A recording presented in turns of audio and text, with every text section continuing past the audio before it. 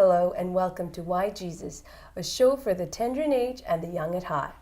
I'm your host, Viji, as we journey through the experiences of the youth of this day and age. Today on our show, we have Ellen from New York, USA. Hello, Ellen. Hi, Viji. Welcome to Why Jesus. Thank you very much for inviting me. You're very welcome.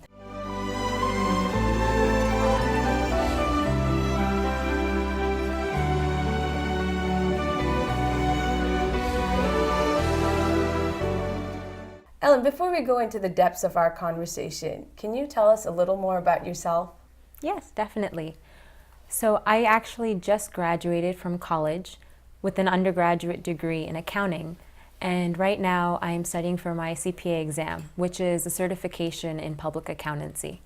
So Ellen, did you always know that you wanted to be an accountant? No, I didn't. I actually first started off thinking that I'd be things ranging from an archaeologist, a lawyer, an engineer. But what finally influenced me or brought me over to the side of being an accountant was my dad. My dad influenced me. What does your dad do? Let me guess. Is he an accountant? You guessed right. My dad is an accountant. What he used to do when I was in high school before I started college, he brought home the financial statements that he used to work on from his company and explained to us, me and my older brother, how the company operated. And in listening to him and listening to him explain it, I developed an interest in the subject. What does your brother do? My brother is an investment analyst, so he's in the finance department. Do you have any other siblings? Yes, I do. I have a younger brother, and he's actually around 9 years younger than me. What does he intend to do? Does he try to pursue accounting too? I'm not sure. Maybe your dad had a hidden motive behind bringing his work home? I don't think so. I think he didn't even intend for that to happen, actually. What are your other interests, Ellen? So what I actually like to do, I enjoy photography.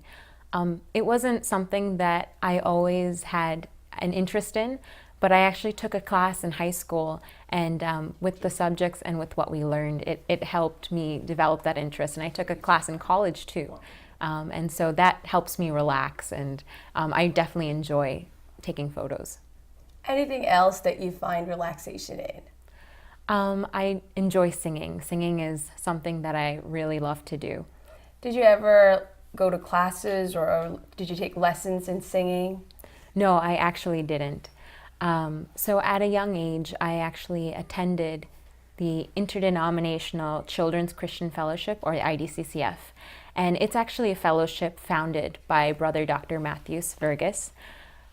He founded it with the intention to help young children grow up and use their talents, or develop their talents to use for the glory of God.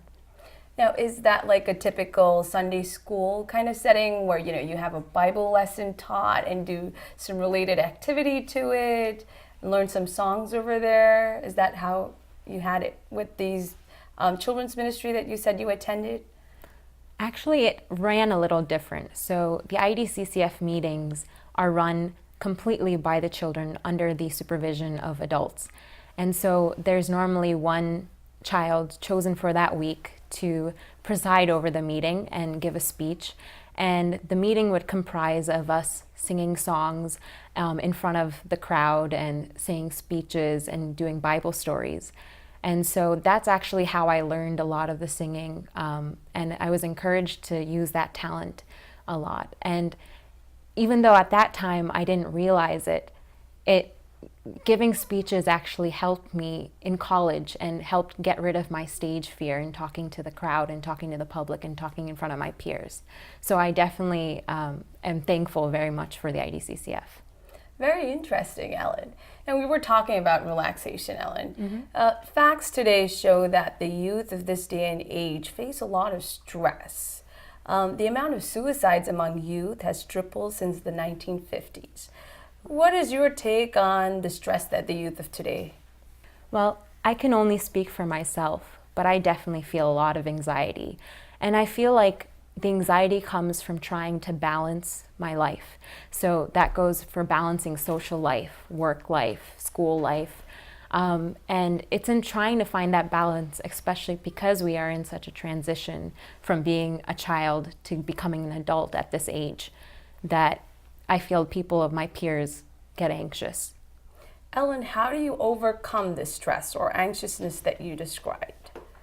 Well, one thing that I actually do is while I'm doing my studies, music really calms me down. So I listen to music.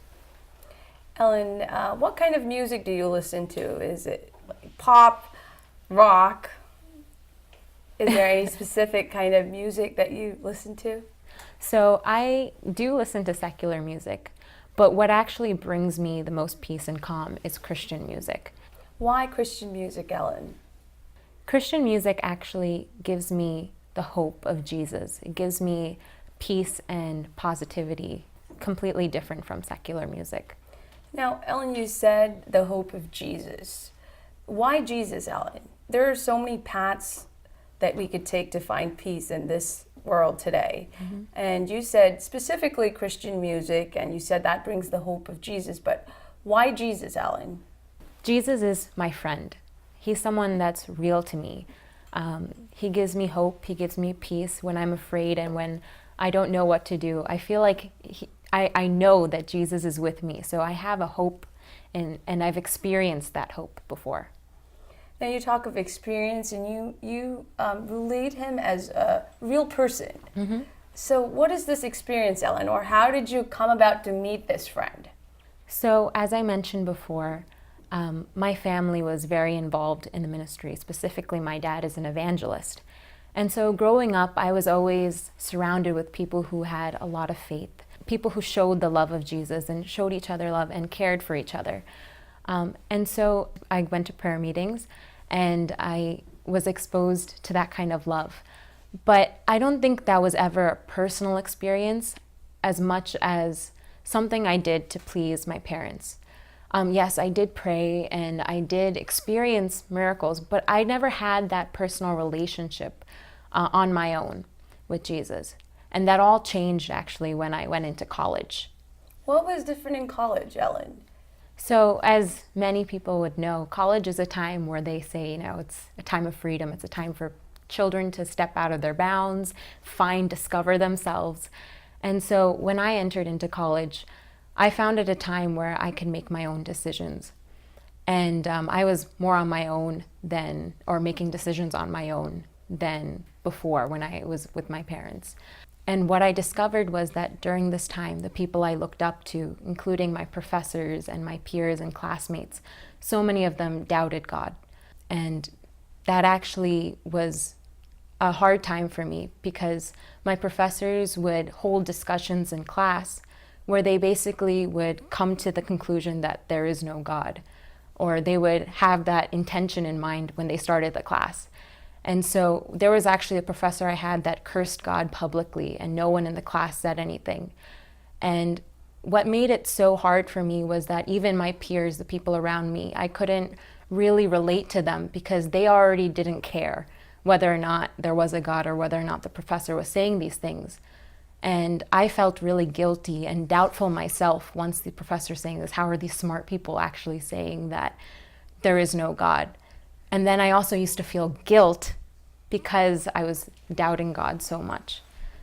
And it was a really hard time for me, especially because that guilt was there. I didn't feel like I was able to reach out to anyone because I was so ashamed of myself in the guilt that I felt. So that actually was a difficult time for me. And what actually changed everything for me was I had attended a prayer meeting. That very prayer meeting, I was really burdened on my heart. I was really at probably one of the darkest points in my life where I thought, how can I even move forward in life anymore if I can't make things right with God, if I can't make things right with, or I can't explain that to other people, how am I supposed to ever move forward in life? And that prayer meeting that I went to, I was just so ashamed. But what had changed it was during that prayer meeting, Brother Dr. Matthews Fergus in the beginning, it shocked me when he said this, but he said there's someone here who feels they can't tell their burdens to anyone. And this really surprised me, and I was really surprised at that. And still, even when he said that, it did feel like a burden was taken off, or part of that burden, but I just still felt so ashamed to still come before God.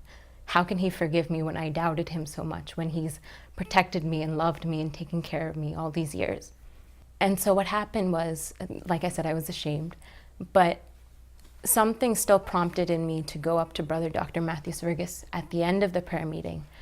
And when he laid his hands on me to pray, I actually felt like a burden, complete burden, a burden I never knew was there, a heavy burden lifted up out of my heart. And I felt just peace and happiness and joy. And I felt in a supernatural way the mercy of God cover me. And I don't know if it's an experience. It's not something that I can actually ever describe in full words what that feeling was like. I just felt so happy. Like, even though I doubted God, he still found mercy for me. He still loved me enough to forgive me. And so that was an experience that I'll never forget in my life. Very touching story, Ellen.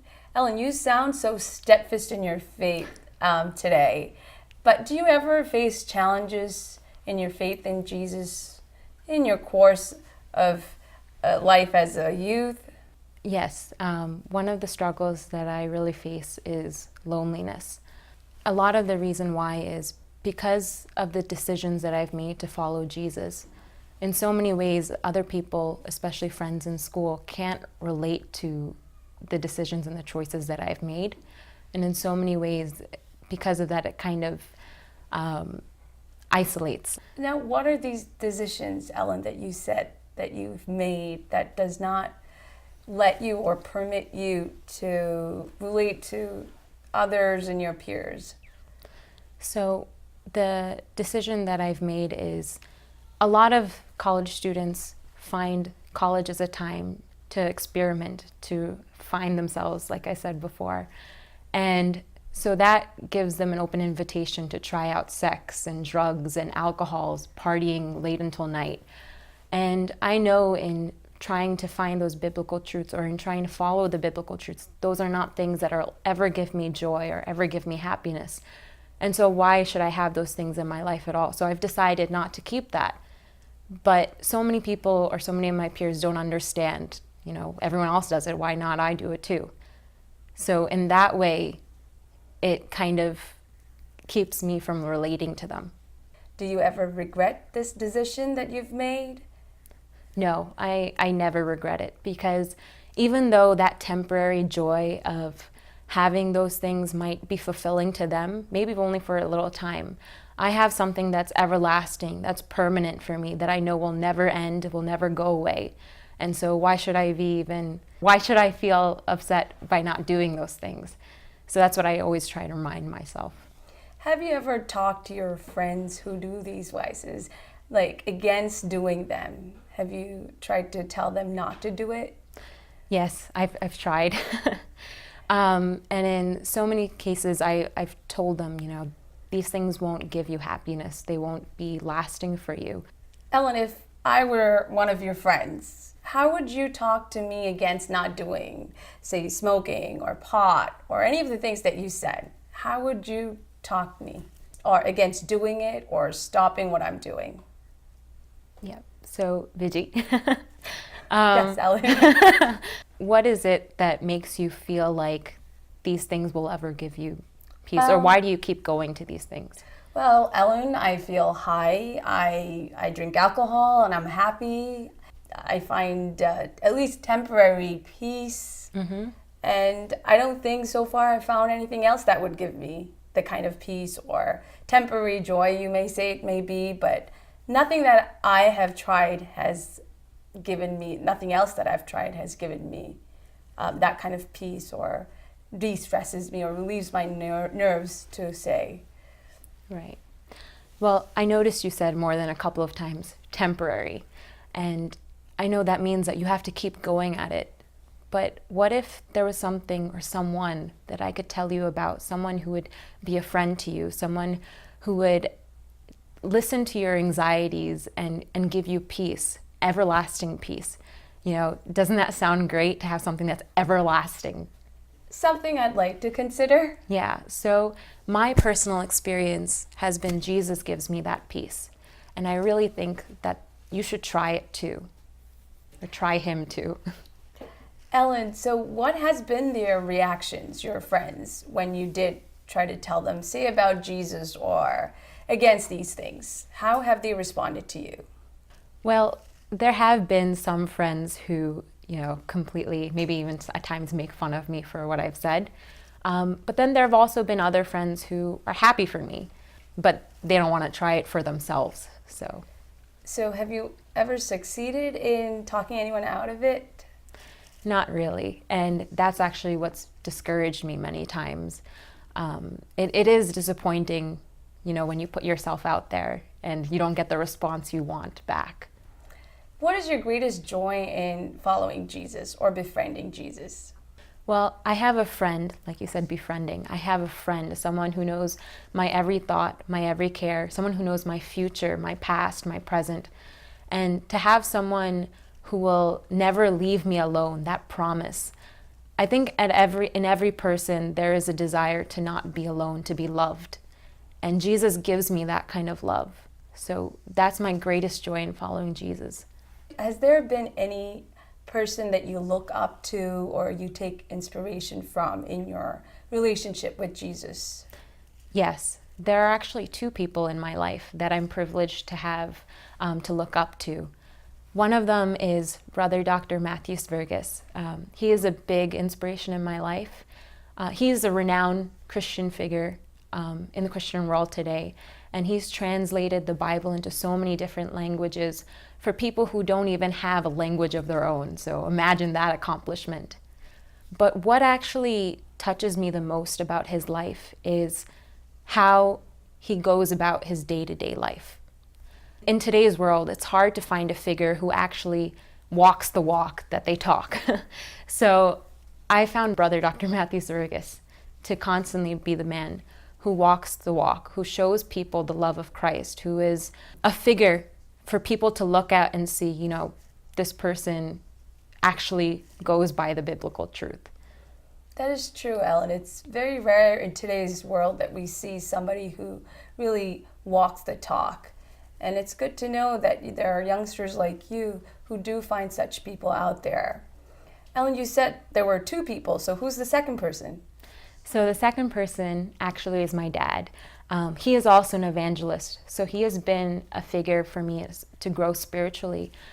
I also see so inspirational about him is I see him personally as someone who is able to balance his family life, his spiritual responsibilities, as well as his work life. And he is someone I look up to try to balance my own life. Sounds like you're a daddy's girl. I don't know. Ellen, what are your plans for the future?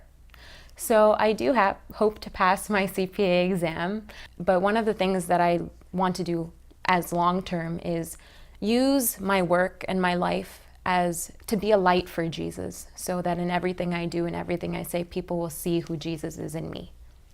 Do you have any specific strategy to implement that? So I am working on that, but one of the things that our ministry does is we actually go out to nursing homes and we sing songs for the residents that live there.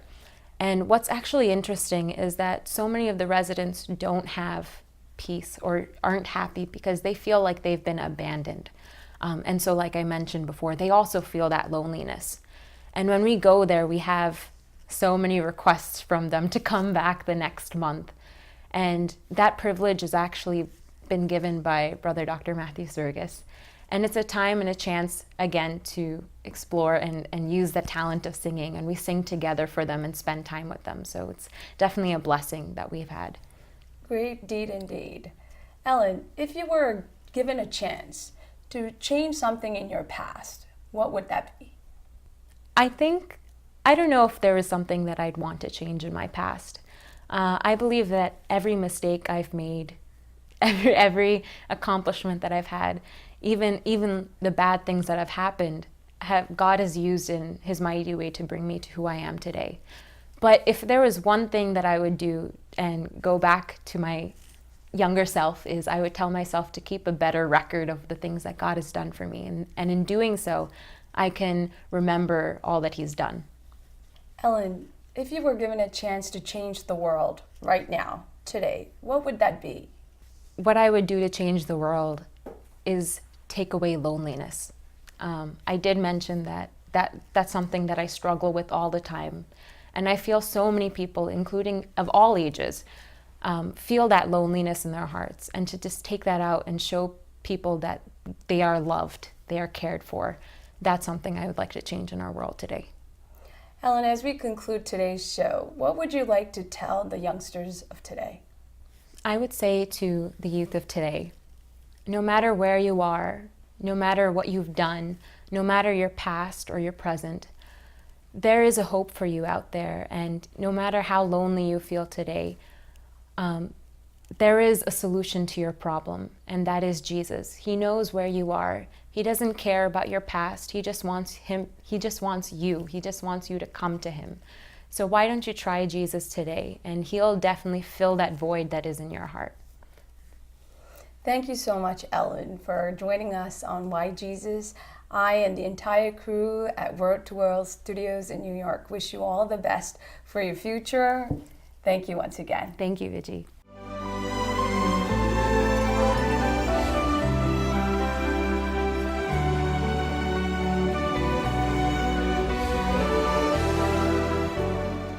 Well, that's it for today, folks. Thank you for joining us on today's episode of Why Jesus. Do tune in again, same place, same time next week. Until then, have a blessed week and definitely try Jesus, and do share your experiences with us on Why Jesus.